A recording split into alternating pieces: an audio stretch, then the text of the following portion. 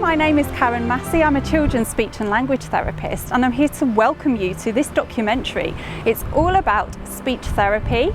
It's about complex speech therapy for children with autism, verbal dyspraxia, also known as childhood apraxia of speech, and Down syndrome.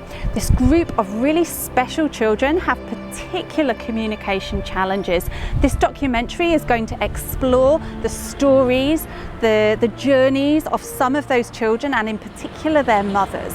We're going to meet some of the mothers themselves. They're going to tell you from their perspective how it felt when they discovered their child had communication challenges, the kind of things that helped them along the way, and how the future now looks as a result. In 2003, I started to study as a children's speech and language therapist, and in 2007, I was ready to practice as a therapist. The reason why I decided to study speech and language therapy is because I had always wanted to help children. I've been working as a personal assistant to children and young people with complex communication difficulties. And actually, while I was studying to be a therapist, I discovered that 2 of my family members also had a communication difficulty on the autism spectrum. So I've been working since 2007 as a children's therapist. And as I've been working, the children I've met who I've really enjoyed helping the most have been children with a really complex communication difficulty, such as those on the autism spectrum who are not yet able to talk, with a significant speech difficulty such as verbal dyspraxia or childhood apraxia of speech, and also a group of children with a diagnosis of Down syndrome. So when a child has a complex communication difficulty, it affects not just that child, but it affects the family and also the wider community. And one of the main reasons why it's so difficult is the frustration. So when a child is not able to express himself, not able to communicate his thoughts and ideas with others, he gets incredibly frustrated. I actually have a sibling who was diagnosed with an autism spectrum disorder as a late teen into his early adulthood. And growing up with a brother who's on the autism spectrum can create its own difficulties, as well as causing frustration for him, and meaning that he really struggled to communicate successfully in social situations. It does affect the other members of the family, and it is this holistic viewpoint that I'm particularly interested in sharing, because I think it's important for us to recognise that when a child is frustrated and has his own difficulties with communication, it has a knock-on effect to those around them. Now, growing up, I didn't realise that my brother had these social communication difficulties, and so I wasn't therefore prepared to support him. But the great news now is that we have a lot more awareness and understanding of the condition. So with the right tools and the right techniques, children like my brother can actually get the right support and be a lot more successful, even socially. So what is verbal dyspraxia? Well, when I first met Johnny, I met a little boy who was 3 years old. He was attending nursery, and his verbal dyspraxia meant that he had a really significant speech difficulty. He actually wasn't able to talk at all. He was able to just make a few sounds. Now, Johnny was able to understand everything that was going on around him, and he really wanted to be able to communicate. So how did his verbal dyspraxia affect him in the classroom? It meant that Johnny really struggled to make his needs known. So say he needed to go to the toilet or he needed help with his shoelace, he wasn't able to express himself clearly. He also really struggled to make friends, because the other children were starting to talk in sentences. They would come up to Johnny and say, "Hi Johnny, do you want to play? What game would you like to play?" And although Johnny had the ideas, he couldn't actually verbalise. And his friends started to notice that Johnny was a little bit different. This caused Johnny lots of frustration. He would get angry. It would affect his behaviour. And it also made Johnny feel more self-conscious. As well as his frustration, he started to get a bit lonely and more upset in the nursery environment, because because Johnny really needed a lot of help.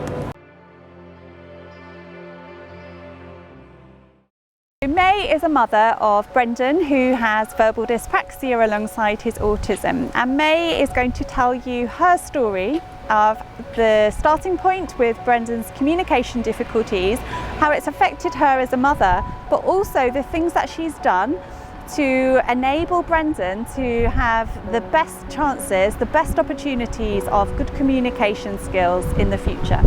Hi May, thank you so much for joining us. First of all, could you just tell us a little bit about you and your family? So hello, I'm May Ng, and I'm an honorary associate professor for University of Liverpool and a consultant paediatric endocrinologist. I have 3 children. Brendan, who is I wrote about in the journey with Brendan. I have a second son, Darren, who has congenital deafness, and Corinne, who is my youngest daughter. Thank you. And Brendan had quite early on difficulties with his communication skills. Can you describe what his communication skills were like and how that affected him in the early days? So Brendan, I noticed he had very early signs of autism from about 12 months of age, and as a pediatrician we are well aware of milestones in developmental progress, and he never had a single meaningful word, even at 3-4 years old and further on. So I had suspicions at the time that he may have autism spectrum disorder, and it was a difficult journey, obviously, as you go through a process of diagnosis which requires referrals to speech therapists, psychologists, as well as the pediatrician.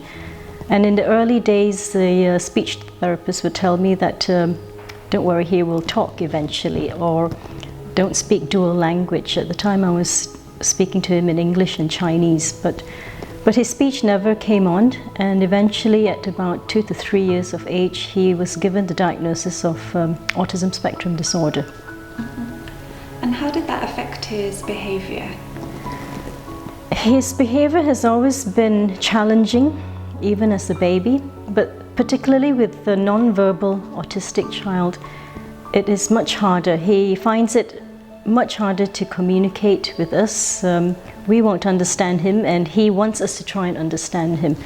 And we often struggled with a lot of meltdowns at the time. And how did that affect you in particular, you know, as his mother, having a child like Brendan who wasn't able to talk and was getting very frustrated? How did that make you feel? Well, as a mother and as a pediatrician, you feel quite awful, isn't it, when your child has obvious difficulties and is struggling. I went through quite a lot of healthcare professionals to help him with the diagnosis. At the time, there is an instinct that it is more to it than just autism spectrum disorder, speech delay. I was often told by healthcare professionals, even speech therapists, that the speech delay, the inability to speak, was part of the autism. And part of me would wonder, and actually part of me would feel that that's not the case. He is absolutely trying his hardest to learn to speak, but nothing comes out of his mouth. It is sounds rather than actual words, consonants, vowels. And it took me a while to find someone to actually assess him, and a consultant speech therapist eventually gave him the diagnosis of verbal dyspraxia. One of the particular challenges that verbal dyspraxia brings is that a child has no difficulties listening, hearing and understanding speech. He knows exactly what it is that he wants to say, and the message is fine up here in the brain, but it's only when it gets down to his mouth that he has a problem. So the muscles themselves really are the difficulty, because they're not coordinated to even produce single sounds in the most severe cases, and then to coordinate sounds into sequences to form words and then sentences. So it's a really, really difficult condition. When I meet a child who has autism and is still pre-verbal, it's always important to bear in mind that that child may be not speaking yet because he may have a verbal dyspraxia, not just because he has autism. So not everybody with non-verbal autism has verbal dyspraxia, and vice versa. but there is quite a strong correlation. So it's important for us to bear that in mind and to consider this additional, rarely known diagnosis of verbal dyspraxia. So after he had the diagnosis of verbal dyspraxia, how did that change the focus in his therapy? Because he had been accessing therapy support, hadn't he, for a long time as a result of the autism diagnosis? Once a child gets an autism spectrum disorder diagnosis, yes, you get some of the support through the speech therapy route, the occupational therapy, and obviously the schooling. But as a mother and a pediatrician, I found that you were still fighting very hard for these supports. We started with PECs. We went through a lot of autism courses, like More Than Words and Early Bird autism courses, but none of them would direct and focus it on his speech, for example. He was carrying large amounts of PECs pictures, and I remember nothing but laminating pictures and taking photos of all his toys, but that wasn't enough. When he got the verbal dyspraxia diagnosis, the focus and the speech therapy became completely different. It is an intensive speech program. He went through the Nuffield speech program, which took several years to complete. And initially it was simply teaching his lips, his mouth, his tongue, how to make those sounds that makes our speech.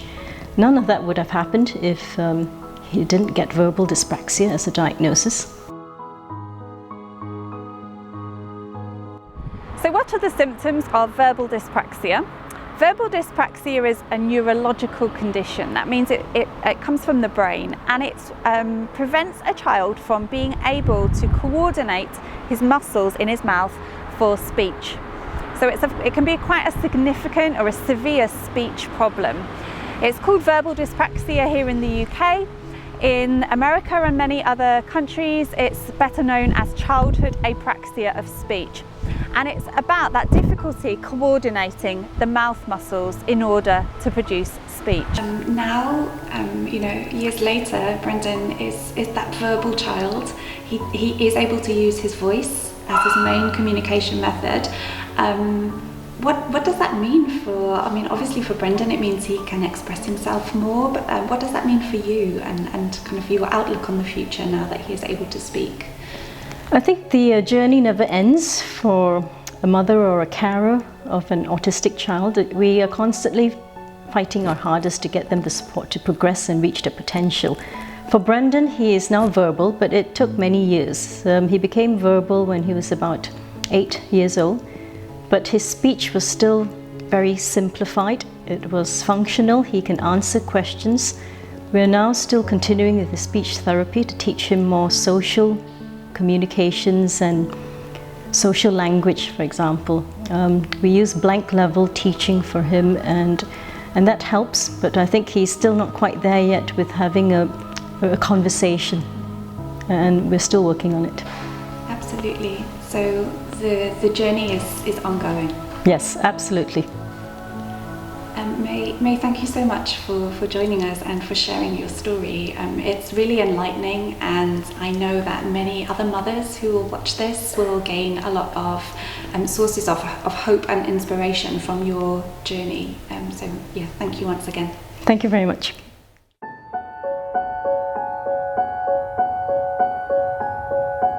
When I met Brendan, he wasn't able to use his voice to communicate.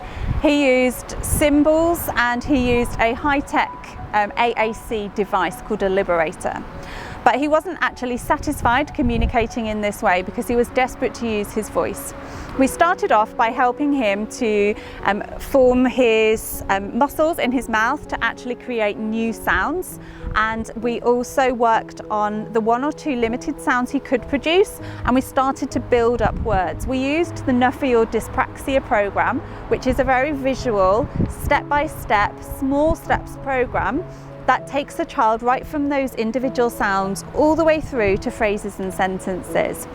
18 months worth of daily hard work by Brendan, by his class teaching team, and by his parents at home saw Brendan make really good progress.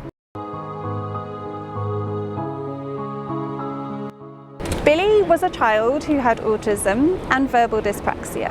He was unable to talk, to communicate his needs.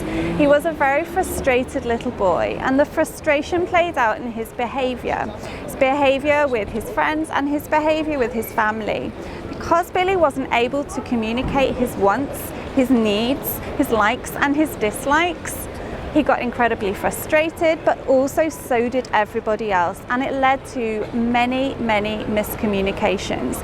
As a result, over time, Billy and his family became more and more isolated. It can be a very lonely journey having a child with complex communication needs. So it was March 2 years ago, and I had a conversation with a lady called Cheryl. Cheryl had a little boy, beautiful little boy, who was 2 years old, and he just started making attempts at talking. But Cheryl was really worried because she noticed that he wasn't talking in the same way as her other children had been talking. She also noticed differences when she took him to mother and baby groups, toddler groups. She was starting to notice that her journey as a mother with her son was different from everybody else's, and it was really getting her down. Cheryl told me how she'd got to the point where she realised something was really wrong with his development, and as a result she'd given up the part-time job that she used to hold. That in turn was making her feel anxious about how she was going to be able to support him growing up. So what kind of things was Cheryl noticing? What was making her so anxious about the future? So she'd already noticed many of the red flags of autism. She noticed that her son Ben was not reaching up using gesture to communicate. He was a very quiet child, and so even when something was wrong, even when he was hungry, he wasn't really making much of a noise, and she knew that wasn't right. She had older children who had developed typically, so she knew it wasn't quite right. She also worried that she struggled to get an interaction or a bond with Ben. He didn't always look at her when she was singing songs to him, and she knew exactly what she should be doing. Again, she had older children, she was singing nursery rhymes, she was reading books, she was giving him lots of experience for communication, but he wasn't responding. She'd already shared her concerns with her health visitor, but the other thing was about Ben's speech. So he had started to make some attempts at talking, but all of his attempts were different. So he was trying to say the name of their cat. Their cat was called Oscar, but every time he tried to say the word Oscar, it sounded different. He would just say a couple of the sounds as well, so he wasn't actually stringing the sounds together, he wasn't coordinating them into the word. So this got Cheryl worried as well. It wasn't just about his difficulties generally with communicating, it was how he was actually going about his speech. He tended to overuse one sound. So he had a k, k, k sound, and everything was k, k for this, k for that. And again, she knew that wasn't quite right. Cheryl's question to me was, do you think, as well as autism, do you think that Ben could have verbal dyspraxia? At 2 years old, it's sometimes a little bit early to be able to tell because there is still a lot of development a child could do. However, I do believe that it's never too early to do something about it. So even if we can't get the official diagnosis, it's never too early to help. They say that early help is best, right? And as a mother, if you're concerned, you need that help. When Cheryl had shared her story with me, she wanted to know what she could actually do. What were her options? She had Ben as a 2-year-old. She already suspected he was autistic, but now she was thinking he may have verbal dyspraxia as well. I said to Cheryl, you have 3 options. The first option is you accept that this is the way Ben is, you accept that these are some of the difficulties he may have, and you can learn to grow with those difficulties. That's option number 1. As part of that option, you might also just wait and see, because maybe he will catch up with his development. Maybe he'll be one of those children who was just a little bit behind. That was option number 1. Option 2. Option 2 is all about fighting. It's about getting angry with the problem. So it's about asking questions like, why me? Why Cheryl? Why her son? Why did Ben have to be the one with such difficulties? And many mothers will ask those questions. And then when they realise there's something wrong, they're desperate to find all of the solutions, all of the answers. They want everybody to help them. They want to put in as many hours of effort into their child as possible. Anything, desperately wanting to take that problem away. That was option 2. What's option 3? Option 3 is about growing to love Ben. So Cheryl had the option of growing to love and accept him, but also to learn about those conditions, learn about autism, learn about verbal dyspraxia, because the more you learn, the more you understand, the more you can start to support and help your child to grow. So option 3 was about Cheryl reading about autism and verbal dyspraxia, meeting other mothers of children who also had those conditions, finding older children so that she could learn about what some of the challenges may be ahead and some of the techniques that may have helped. Also learning what she could do right now. She could be a more supportive and encouraging mother. The other important thing about option 3 is adopting a growth mindset. So with option 3, it's all about seeing the future really positively and believing that with that collaboration with others as a mother, doing that work yourself, learning, getting the right techniques in place and supporting your child. So for Cheryl to support Ben, that anything in the future was still possible. Those are your 3 options, I said to Cheryl. And after a while, Cheryl contemplated the 3 options and she decided she was going to go for number 3. Number 3 is where we can help you at All About Speech Therapy. All About Speech Therapy is not about simply saying, okay, we're just going to accept that these conditions exist. It's also not about throwing everything we've got at the problem, not seeing the problem as this monster that cannot be contained, cannot be controlled, and it's not seeing it as everybody else needing to do the work. All About Speech Therapy is about empowering you as that mother, like Cheryl, to learn as much as you can. We'll give you the information, share all the knowledge that we have, and also adopting some of the tools and techniques so that you can learn to support your own child. Amongst the struggles come the conflicts with the many professionals who these mothers may meet along the way, especially in the early days. Every appointment is another set of negative responses, negative reactions to your child. Imagine that as a mother. It was October last year when I met Mary, and Mary had a child who had Down syndrome. She was struggling to get any support for her child, and she came to me because she wanted to know what she could do at home. So one of the best things to start with for Mary was to actually learn more about the condition. So even though she'd known since her son was born that he had Down syndrome, she hadn't attended many groups, she hadn't read around the subject because she'd accepted her son for who he was, which is fantastic. We all want to accept our children for who they are. But as he got older, she realised that he was really struggling, and she came to a point where her thoughts changed and she wanted to help him more. So we started by exploring what Down syndrome meant for his communication skills. She learned about the particular profile of communication, learned about the condition more, and then secondly, we were able to add in particular techniques that she could do at home every day, embedded throughout the day, no matter what activities she was doing, to support his understanding, to support his vocabulary development, and also to help him to speak more clearly. So another thing that Mary told me was that when she was taking her son to those first few appointments, every meeting with a professional meant another set of negative responses. Negative responses because her child could not do this, could not do that, could not do X, could not do Y, could not do Z. It was a list of negatives, things that he could not do.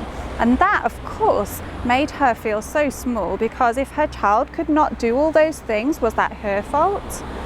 She also felt like she was failing somehow, even though that wasn't the message that was intended. That is how Mary felt, and that is how many mothers feel when every appointment is about finding the problem, finding what's wrong. It's really important that we're able to recognize that this is a negative mindset. This is not the kind of mindset, not the kind of atmosphere that enables a child to grow, to thrive, to develop those skills that we desperately want to see. Here at All About Speech Therapy, we have a school. It's full of courses that will help you, just as it helped Mary, to learn about the different areas of communication. You can learn these bite-sized courses in your own time, wherever you are. You can learn on your phone, on your tablet, or on your PC. Every course is short and it's divided into 5 lessons. The lessons are easy to understand and they are full of practical ideas and tips. Everything that we share on All About Therapy is for you as a mother to be able to deliver speech therapy to your child all the time throughout the day at home. One of the struggles that applies to mothers like Cheryl, like Mary, many of the other mothers I meet, is that they feel isolated, they feel alone. And that's because a significant communication difficulty like verbal dyspraxia doesn't happen to all children. So they may not know another family with another child who has the same difficulty as their son or their daughter. So the importance of community and that network around you is really, really important. Otherwise, that frustration that comes from the communication difficulty can grow to increasing isolation, anxiety, and worry. So many of these mothers report feeling lonely.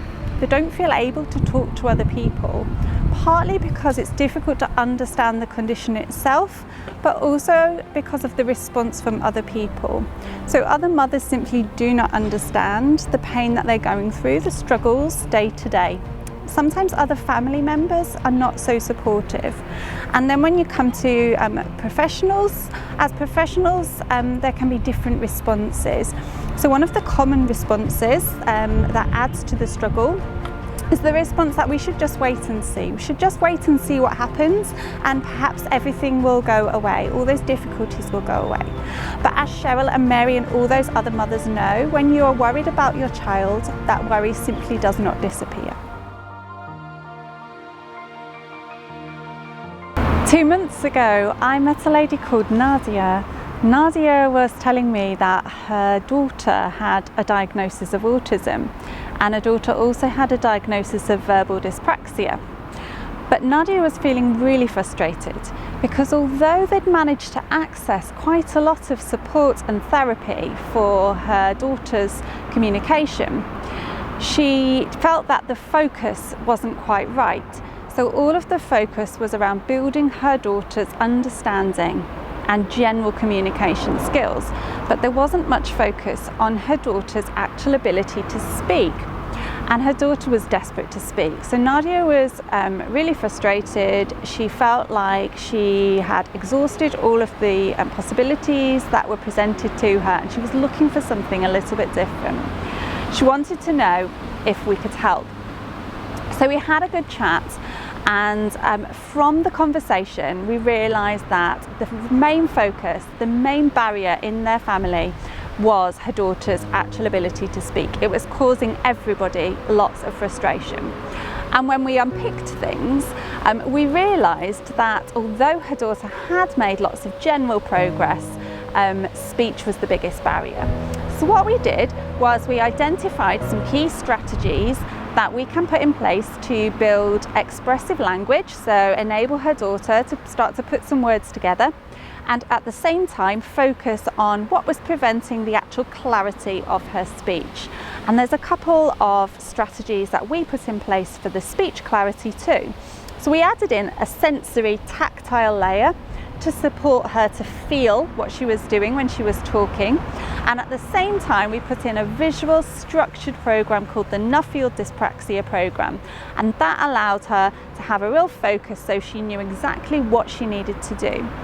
Now, Nadia wasn't looking for someone to come in and spend hours working with her daughter on her behalf. She was really looking and open to work alongside professionals. All she wanted was to be given a little bit more guidance and to know what tools she needed to use. Because as a mother, it's not something that she was aware of. Mothers are not given lots of information about all kinds of difficulties. So that's where we came in, and that's where we were able to help. Now, Nadia is really confident. She knows exactly what she needs to do every day with her daughter. She sits down and she has a focus session, but because she's the one delivering the therapy, she's also aware that she can weave it in and embed the same strategies and work towards the same goals no matter what they're doing, which offers a lot of flexibility. Because sometimes when it comes to therapy, children are not in the mood. They're not in the mood when it comes to the session, and that over time can create more problems. So as a mother, if you know what you're doing and you know how to weave and embed strategies, that means you can do it whenever it's the right time. So we've been really lucky to meet Nadia and to be able to support her and her daughter to get going again with their journey towards speech. Many children with verbal dyspraxia, such as Brendan, even though they have such a significant speech difficulty, can still make plenty of progress. The pre-verbal starting point is not the same as the end point. So verbal dyspraxic children can still become verbal children. It just needs the right support and the right techniques in place, and then a child with verbal dyspraxia can make progress. For example, when I met Brendan, he was completely pre-verbal and he only had 1 or 2 speech sounds in his repertoire. But through 18 months of dedicated work, doing the right program, and everybody on board, he was verbal. And people around his school started to understand what he was saying, and he was a much happier child.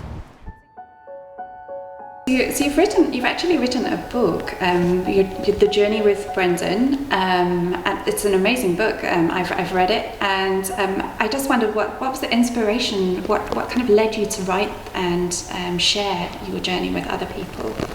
So A Journey with Brendan, it was inspired actually by Brendan, obviously, but as a paediatrician, I kept meeting lots of families and carers who were in their own journeys of having a child with autism and very frustrated, for example. The diagnosis of an autism diagnosis actually takes about 2 to 3 years sometimes in most places, and it's far too long. Many carers are struggling to look at therapies and how they can help their child. So I wrote A Journey with Brendan because I felt that there was a gap at the moment. And as a paediatrician and a mother who's gone through the past 10 years of fighting for support, looking at the right schools, I wanted to put together my own personal journey. It includes a lot of resources that I've used to help Brendan. It has, for example, a template of education letter where you can quote the Education Act if you needed a formal written letter to ask for the school to look at assessing for support. And of course it looks at my own personal journey, and one can be down at the start, and I was, but as a carer we're the only advocates that our child has. So I felt that it was a book that needed to be written at the time. Thank you. So what should you do if your son or daughter has a diagnosis of verbal dyspraxia? What are those first steps? First of all, don't forget all the other techniques, advice and support that you've been offered so far. You still want to be supporting your child's overall communication needs. So social skills, understanding and vocabulary building are still really important. But what you can also do is to place a particular focus on speech. You can start off by gathering a sample of all the individual speech sounds your child can produce. That's your first step.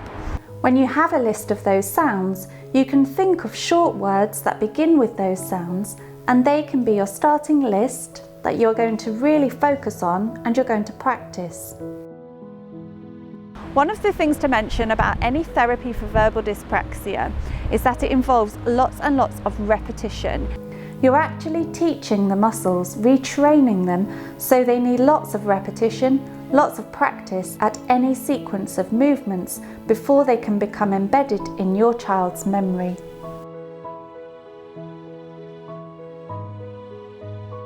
As we come towards the end of this documentary, I'd like to take the opportunity to thank you so much for taking the time out of your day to watch, to learn and to listen to the stories throughout this documentary.